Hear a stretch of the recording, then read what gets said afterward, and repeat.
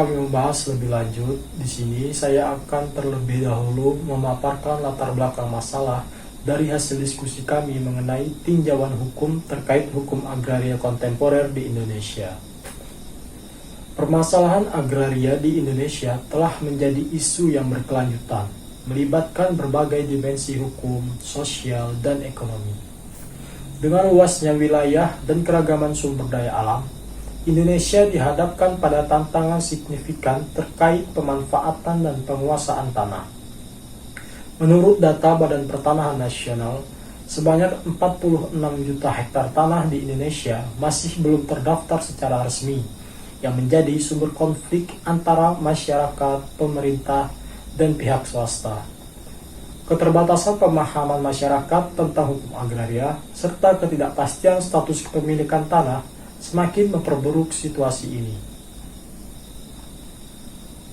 Dalam konteks modern, perubahan penggunaan tanah untuk pembangunan infrastruktur, pertanian, dan sektor lain memerlukan kajian mendalam mengenai kebijakan agraria dan implementasi hukum yang baik. Oleh karena itu, video ini bertujuan untuk menjelaskan apa saja permasalahan hukum yang terkait dengan penguasaan dan pemanfaatan tanah di Indonesia saat ini, mengkaji efektivitas regulasi hukum yang ada dalam mengatasi permasalahan agraria kontemporer, serta menginvestigasi peran lembaga dan pemerintah dalam penyelesaian sengketa agraria. Untuk memasuki pembahasan, selanjutnya akan dijelaskan oleh teman-teman saya yang lainnya.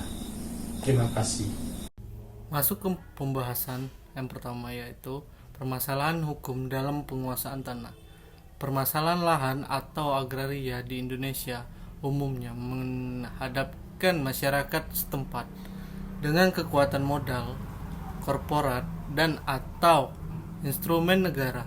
Permasalahan lahan umumnya bermula dari kebijakan monopoli kepemilikan lahan oleh negara.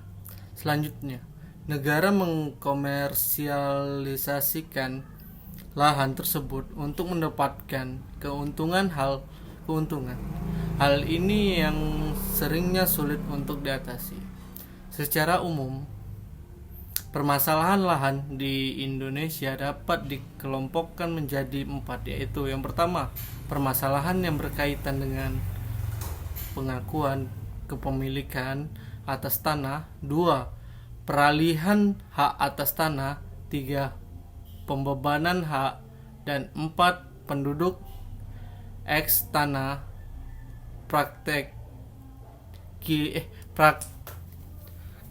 Kelir. Permasalahan lahan tidak saja menyangkut faktor produksi, tetapi juga menjadi faktor yang menentukan hubungan sosial dan perkembangan masyarakat. Jadi, mengapa permasalahan lahan di Indonesia sulit diatasi? Untuk menjawab pertanyaan tersebut, kita perlu memiliki faktor-faktor dominan yang menimbulkan permasalahan lahan di Indonesia sebagai berikut. Yang pertama, yaitu peraturan yang belum lengkap. Yang kedua, ketidaksesuaian peraturan. Yang ketiga, pejabat pertanahan yang kurang. 4. Tanggap terhadap kebutuhan dan jumlah tanah yang tersedia. 5. Data yang kurang akurat dan kurang lengkap. 6. Data tanah yang keliru. 7. Keterbatasan sumber daya manusia yang bertugas menyelesaikan sengketa tanah. 8. Transaksi tanah yang keliru. 9. Ulah pemohon hak. 10. Adanya penyelesaian dari instansi lain sehingga terjadi tumpang tindih kewenangan.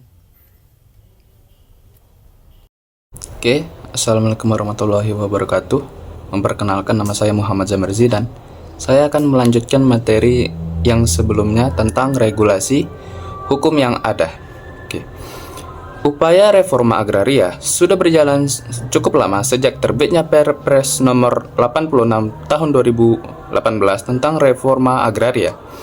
Meskipun Perpres ini untuk mewujudkan pemerataan struktur penguasaan, pemilikan, penggunaan, dan penggunaan tanah, tapi Perpres ini dinilai belum memperjuangkan reforma agraria sejati. Pelaksanaannya menemui berbagai kendala dan tantangan seperti siloisme. Reforma agraria itu tantangannya seperti yang kita tahu itu siloisme atau sektoral. Ujar Wakil Menteri Wamen Agraria dan Tata Ruang Badan Pertahanan Nasional, Surya Chandra dalam webinar bertajuk Kebijakan Pertahanan Antara Regulasi dan Implementasi. Selain mencari jalan teknis dalam reforma agraria, gagasan pemerintah menerbitkan UU Nomor 11 Tahun 2020 tentang Cipta Kerja dipandang menjadi terobosan. Menurut Surya, upaya reforma agraria di bidang pertahanan, kehadiran UU Cipta Kerja lumayan signifikan, memberikan lentera harapan di tengah situasi agak suram, kata dia. Menurut aturan turunan yang digodok kementerian yang tepatnya bernaung pada terdapat 5 peraturan pemerintah dari UU 11 2020 seperti PP nomor 18 tahun 2021 tentang hak pengelolaan hak atas tanah, satuan rumah susun, dan pendaftaran tanah, PP nomor 19 tahun 2021 tentang penyelenggaraan pengadaan tanah bagi pembangunan untuk kepentingan umum. Kemudian PP nomor 20 tahun 2021 tentang penertiban kawasan dan tanah terlantar, PP nomor 21 tahun 2021 tentang penyelenggaraan penataan ruang, dan PP nomor 64 tahun 2021 tentang Badan Bank Tanah. Nantinya Kementerian ATR atau BPN masih bakal menerbitkan aturan turunan berupa peraturan menteri serta surat edaran lainnya.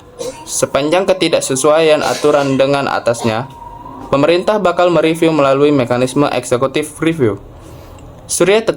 Surya berharap akademisi, koalisi, masyarakat sipil dapat memantau, mengkoreksi, dan mengkritisi pelaksanaan reforma agraria ini. Memang UU Cipta Kerja maunya diinvestasi, tetapi kata kunci investasi itu butuh kepastian. Yang butuh kepastian itu bukan cuma pengusaha, tapi semuanya. Dengan kepastian lebih pasti atas perencanaan yang dibutuhkan, katanya. Yang kedua, peran pemerintah dalam lembaga terkait. Proses penyelesaian sengketa haruslah mengacu pada undang-undang yang berlaku. Hal ini dikarenakan undang-undang dianggap sebagai landasan hukum yang cukup jelas.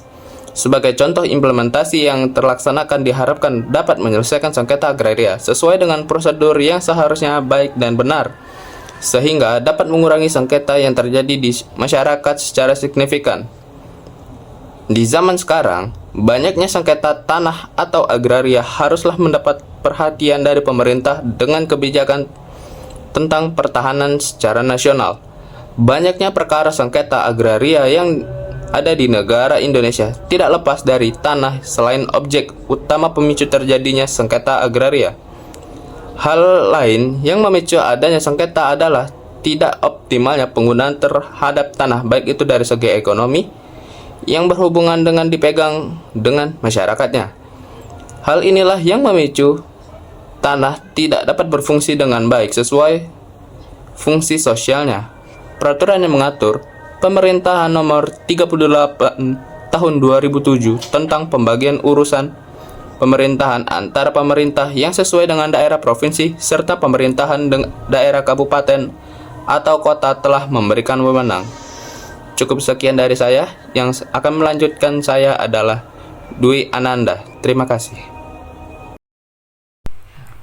Baiklah, maka di sini saya akan melanjutkan kembali materi sebelumnya, yaitu tentang upaya untuk meningkatkan kepastian hukum. Reforma agraria suatu penataan kembali atau penataan ulang susunan kepemilikan, penguasaan, dan penggunaan sumber agraria untuk kepentingan rakyat yang tujuannya menolong rakyat kecil, mewujudkan keadilan dan meniadakan atau setidaknya mengurangi ketidakmerataan.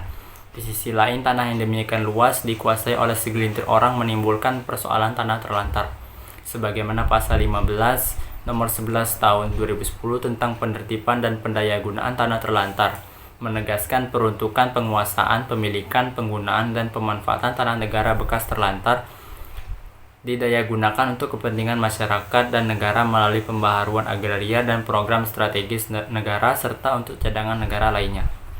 Pasal 2 Ketetapan MPR nomor 9 MPR 2001 tentang pembaharuan agraria mencakup suatu proses yang berkesinambungan berkenaan dengan penataan kembali, restrukturisasi, penguasaan, pemilikan, penggunaan, dan pemanfaatan sumber daya alam yang dilaksanakan dalam rangka tercapainya kepastian dan perlindungan hukum, serta keadilan dan kemakmuran rakyat bagi seluruh rakyat Indonesia. Staf MPR tersebut juga merekomendasikan agar DPR bersama Presiden untuk mengatur lebih lanjut pelaksanaan pembaharuan agraria dan pengelolaan sumber daya alam. Dari penegasan ketetapan MPR tersebut tentang pembaharuan agraria dan pengelolaan sumber daya alam, maka dapat disimpulkan bahwa pembaharuan agraria dan pengelolaan sumber daya alam yang menegaskan semangat dan keinginan negara untuk menyelesaikan konflik-konflik agraria yang terjadi pada masa lalu secara tuntas dan serta ke depan menata ulang struktur penguasaan, pemilikan, penggunaan, dan pemanfaatan tanah dan sumber daya alam lainnya, agar struktur tersebut lebih adil dan berkelanjutan. Yang terakhir yaitu kesimpulan. Permasalahan agraria kontemporer di Indonesia adalah isu yang sangat rumit, meliputi aspek hukum, sosial, dan ekonomi. Ketidakpastian dalam kepemilikan tanah dan kekurangan dalam implementasi regulasi hukum menjadi faktor utama dari konflik agraria yang terjadi. Peningkatan peran pemerintah dan lembaga dalam proses penyelesaian sengketa serta upaya untuk meningkatkan kepastian hukum bagi masyarakat menjadi langkah yang sangat diperlukan. Demikianlah hasil diskusi dari kelompok Forsboy. Maaf apabila ada kesalahan dalam pembuatan video. Wabillahi taufiq wal hidayah. Wassalamualaikum warahmatullahi wabarakatuh.